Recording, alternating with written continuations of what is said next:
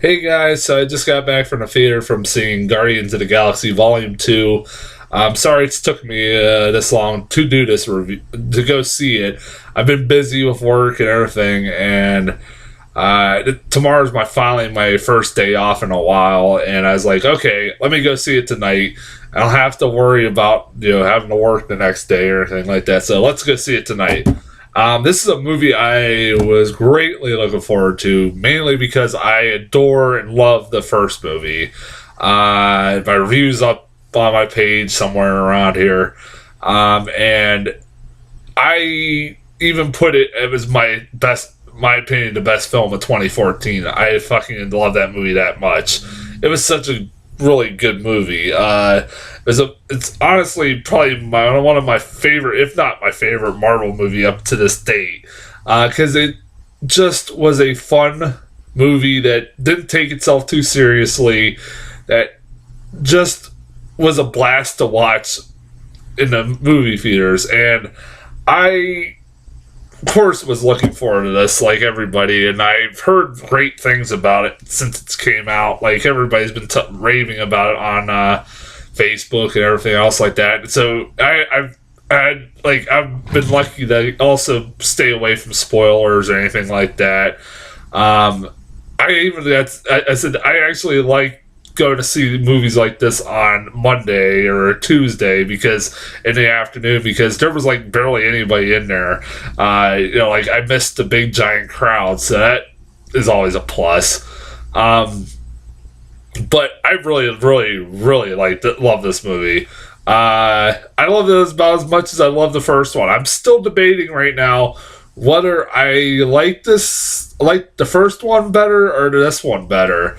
Now, I'm kind of like on the fence because there are things about this movie that I think this movie does better than it did in the first movie. And there are things that I kind of think the first one did better. It's like I said, I'm all over the place with this movie. But I still love this movie. I definitely movie I highly fucking recommend. Where do I start? Of course, the cast in this movie is great. Like the first movie, the cast is stellar in here. Chris Pratt, who's just I'm glad to see becoming a big main star, to Batista.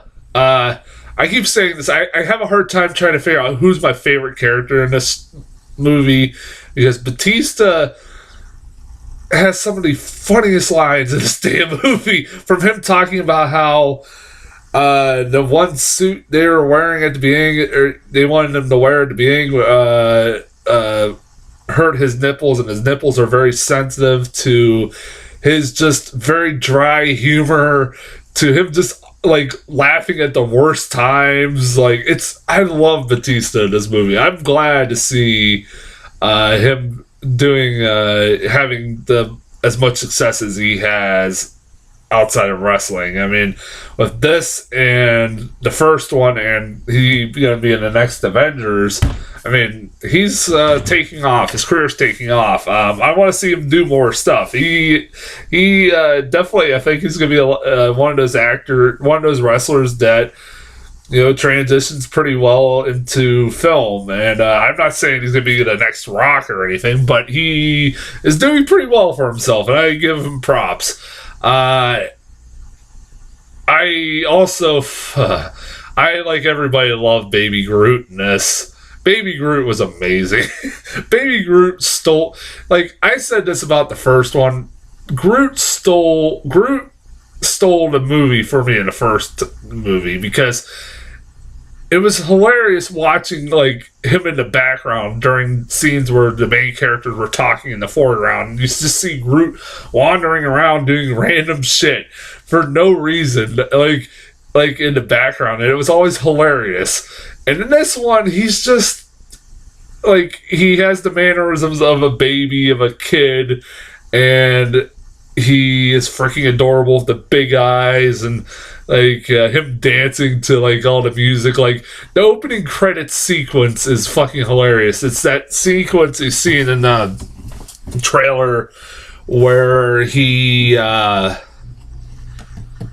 where they're fighting a big giant squid, and while that big fight scene is going on, it in the foreground, you're following basically the whole time, following while this fight is going on. You're basically following Groot, baby Groot, as he's dancing around to this Mr. Blue Sky, and that was fucking hilarious.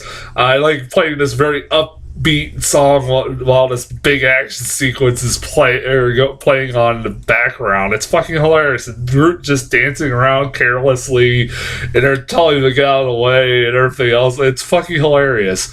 To him just not be able to comprehend very simple things. It's fucking hilarious because he's like basically a kid or a baby, and they're basically having him try the scene where he's got the bomb and he tells him not to touch the button. It goes on for a little bit longer than that, and it's still fucking hilarious.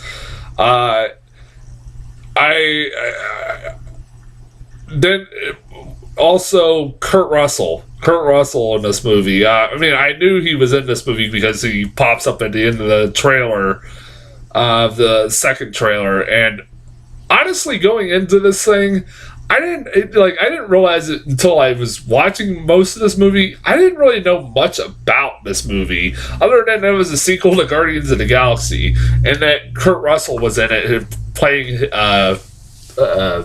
Peter Quill's dad. And that's all I knew about it. And honestly, I didn't think that he would have a big role in this because he was barely in the trailers for this thing. And no, he is the most important thing about this movie, like the main focus of this movie. And he's great. Spoiler alert, is the villain in this thing. He's basically a planet. He's a god who is a planet, which sounds weird just saying that. I remember somebody telling me that, and I was like, what? And it kind of works because it's Kurt Russell. Everybody bitches about Marvel having not very memorable villains, because it's Kurt Russell, and he basically has the same plot as pretty much all the villains in these movies do, which is basically just destroying the whole world. It's kind of getting the spoilers, but that's basically his plot. But because he's Kurt Russell and he's fucking awesome, it works. Also, I want to say one of the things I really liked about this movie, I thought it did very well, kind of over the first one, was it developed really, I felt, underdeveloped characters from the first movie. It gave really good story arcs to two side characters from the first movie that I didn't think were developed not that much, and that is first Michael Rooker's character, Yondu. If I'm saying it wrong, sorry. He is fantastic. He has a great story arc for this movie that carries on throughout this whole movie. It has a really great payoff to the character, and he's really good. Michael Rooker is amazing in this thing. He has some great scenes in this thing. I love Michael Rooker. And then Nebula, played by Karen Gillan, who you get more of a backstory of her character, and she's kind of there to set up future movies, basically kind of give you more backstory into Thanos for somebody who's never read the comics never read the comics, only hears certain stuff about Thanos. Hearing her describe him, it was like, man, this is gonna be great. And the backstory of her and her relationship with Gamora, how fucked up that relationship is. It's really fucking disturbing, the shit that Thanos did to her that she describes in this. And it's I'm interested where this character goes from here. I know she has a very key, I know from what people have told me that have read the comics, she has a very important part in Infinity War with Thanos. So I'm kind of interested in where that goes. The CGI in this movie, I guess I should talk about that. The CGI was something else. Sometimes CGI was a lot of times the CGI was pretty good in this, but also there was some interesting CGI, including this is apparently becoming a recurring trend in Marvel movies. I don't know why it is, but it's starting to freak me out every time. I still can't get over this. The opening of this movie is a flashback to the 80s where Kurt Russell is with Peter Quill's mom, and they're on a date and stuff like that. And because of recent technology like they've used in the last few movies, like a young Robert Downey Jr., he's doing a young Robert Downey Jr. to a young Michael Douglas. They do the same thing here with a young Kurt Russell, and it's just, god damn, that is such a weird, uncanny valley fucking effect. It looks good, but it's still very weird. Like, it's like it takes you out of the movie for a little bit. Like, damn, that's weird. It's like, I was like, I don't know. It's amazing what this CGI technology is doing nowadays. Sometimes, like I said, the CGI was questionable here and there. It was fine for what it was. Also, there's a lot of goddamn cameos that I had no idea about. Although I was spoiled one of them. I had no idea Sylvester Stallone was in this until about a couple days ago. Thanks, Internet. That was kind of fun. Like, that would have been a nice surprise if I didn't know that going in. He pops up very briefly in this. Like, he has like 2 minutes of scenes in this movie. He might have a role in the next one, according to what the post-credit scene tells us, but I don't know. I like him and Ving Rhames. Fucking Ving Rhames also is makes a cameo, and David Hasselhoff. I think that's there's a couple other cameos I didn't really recognize. I think Miley Cyrus fucking makes a cameo or something. I didn't really recognize her in this. Of course, Stanley makes a cameo. Of course, it's obligatory. It's one of his least memorable ones. It's just so, what the hell was the point of that? Like, it was just, like, at least over the last few years, there's been some pretty memorable ones. I think this was probably the weakest. Yeah, I'm trying to think of anything else to talk about. Like I said, I don't want to spoil the movie too much. Like I said, I give this movie credit because I didn't know much about this going in, and like that really helped it, because I was like, I mean, you can figure out where it's going. Like, it's supposed to be a surprise that Kurt Russell's the villain, but you can kind of figure that out from. I kind of heard that he was going to be the villain, and I also, by the way, I find it fucking hilarious that his name is Ego. Really, but also at the same time, this is a universe where this movie takes place in a universe where they just, like, they realize that the names of these characters are fucking retarded. There's a character named Taserface, and they crack up and make fun of him. In a movie that took itself too seriously, they would be trying to make this come off as an intimidating character with an intimidating name. But no, they realize how stupid this character is, like the character's name is. That kind of made me chuckle. Like I said, also having a character named Ego, of course he's the villain. But I'm trying to think of anything I can complain about. Like, the Golden Girls Planet, whatever the fuck you want to call it. What the hell was they called? Sovereign or something like that. The weird ass humor in that was like not working that much for me. Like, they were playing video games, like basically like controlling some of their spaceships by basically playing a video game. That was weird. That, like, it was fine for what it was, but I thought that was weird. I don't know. There's not really much I can complain about with this film. I really enjoyed this thing.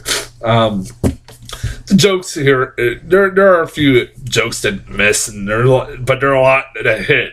I mean, it's not one. It's like all comedies. There's hit and miss jokes all over the place. It's always going to happen with comedies.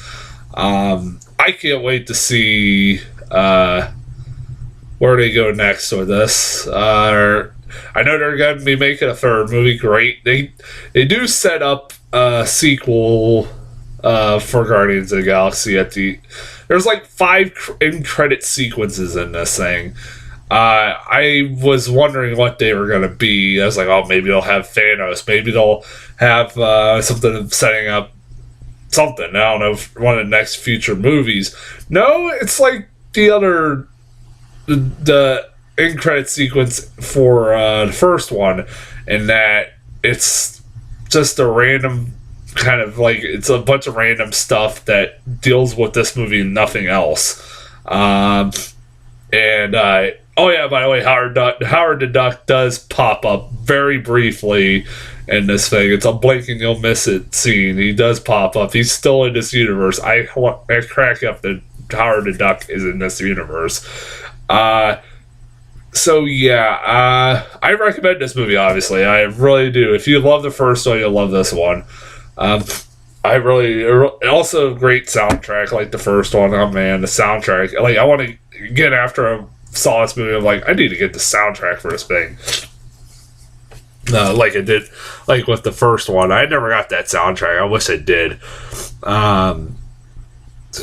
Yeah, so I do highly recommend it. As far as trailers, I got a lot of the trailers I expected. I did, like, a lot of big movies coming out next year or so. I got their trailers. Thor Ragnarok. I didn't get a Spider-Man Homecoming trailer, which I was surprised, but I did get Thor Ragnarok. I love that trailer. I really love it. God damn it. Like, Thor has been, like, probably my least favorite series of this whole Marvel Cinematic Universe. I love that character. I love Chris Hemsworth. It's nothing against him, but it's just, those movies have been not the greatest. But man, did this trailer make me want to see another Thor movie. This is supposed to be the end of that whole universe of Thor universe, so I'm kind of interested where that goes. Yeah, Jeff Goldblum, Kate Blanchett's gonna be a villain, and she looks like she's gonna be kick-ass in this. Anytime you got Kate Blanchett the villain, I'm sold. And they got Jeff Goldblum, hell yeah. And then, like, they're playing Led Zeppelin, like, that was awesome. And then that hilarious scene with the arena battle with Hulk and Thor was great. I love that scene. Looking forward to this. Star Wars The Last Jedi. What the fuck do I have to say about it? It's Star Wars. Something I didn't notice, I've seen this trailer when it premiered online, obviously, like everybody. I love the trailer. I can't wait. Star Wars. I've established this already the last few years. I'm a huge Star Wars fan. So, the one thing I didn't notice that I noticed watching on the big screen was that, you know, that line at the end where they, it sounded like, at first when I saw the trailer, I thought it was Kylo Ren who said, "The Jedi must end," or whatever. No, that's Luke Skywalker saying that. It's fucking Luke Skywalker. Listen to that audio. Everybody thought everybody I heard said, "No, that's Kylo Ren saying that." No, that's Luke Skywalker. And that's his shadow at the end of the movie. I'm like, what the fuck? So what does that mean? I'm like, ooh, it kind of makes me kind of intrigued where this is going. Another movie where the trailers don't show that much. I love this. Like, I hope this is a recurring theme throughout the rest of the, for future years, where they don't show, don't tell. Basically like that. The less you show, the better. Trust me, man. I don't need to see the whole movie in one fucking 2 minutes in a trailer. That's that annoys me. I love that movies like Star Wars: The Last Jedi or Star Wars and Guardians of the Galaxy don't show you much. Kingsman, the Golden Circle, loved the first movie. Looking forward to this one. And I don't know what else to say about it. Like, using the song Frank Sinatra's "My Way" is even better. I love that. And then, Colin Firth is going to be in this. I think that would have been a nice, surprise reveal that they didn't have to show in the trailer, but whatever. I mean, I knew that was what was going to happen. I knew going in that he was going to be in this, so I wanted to see how they explain that. And then I got Transformers last night. Don't fucking care.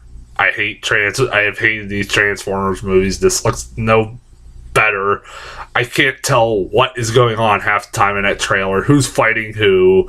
That's always been a problem with these films. You can't tell what is going on, and that's a big major problem with majority, like I said, all of these films. So I don't care. I don't. They're like.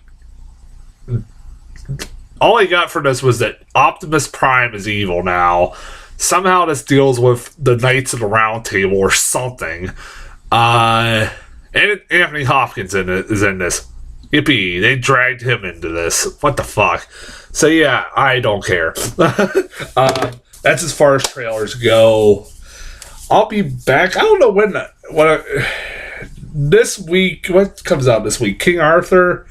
I've heard really bad things about that, so I don't know if I'm going to be seeing that. So I've heard extremely bad things about that. I've had a reliable source tell me that movie sucks a bag of dicks. They've said this is one of the worst movies of the year. Like, wow. Like Guy Ritchie. I'm like, damn, man. I was kind of going to had some hype for that because I love Guy Ritchie. I love King Arthur. Yeah, I'm not seeing that probably.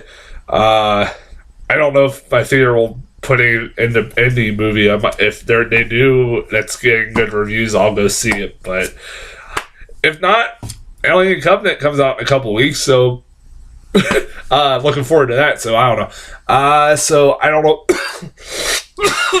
Damn. Don't know when I'll be back, but until then, I'll talk to you guys later.